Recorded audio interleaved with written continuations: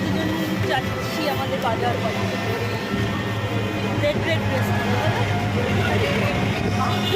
হনুমান জয়ন্তীর দিন আমি গিয়েছিলাম বজরংবলী মন্দিরে। তো সেদিন কি কি করেছি আজকে এই ব্লগটাতে সেটাই শেয়ার করবো তোমাদের সাথে। আলিপুরদুয়ার চৌপতিতে যে বজরংবলী মন্দিরটা রয়েছে আমি সেই মন্দিরেই গিয়েছিলাম। আমার মা প্রত্যেক মঙ্গলবার করে এই মন্দিরে আসে, কিন্তু আমার প্রত্যেক মঙ্গলবার আসা হয় না। কিন্তু আমি বলে রেখেছিলাম যে হনুমান জয়ন্তীর দিন যাব।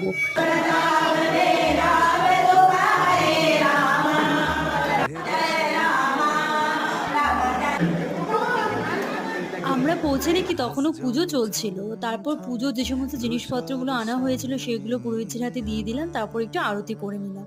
এরপর হনুমান চালিসা ছিল, ওখানে বসে অনেকক্ষণ হনুমান চালিসা পড়লাম। আর ওখানে শুধুমাত্র যে বজরংবলী আছে তাই না, আরো অনেক ঠাকুরও রয়েছে, তো সেগুলোও পুজো দিলাম। তো এখানে আমাদের পুজো কমপ্লিট।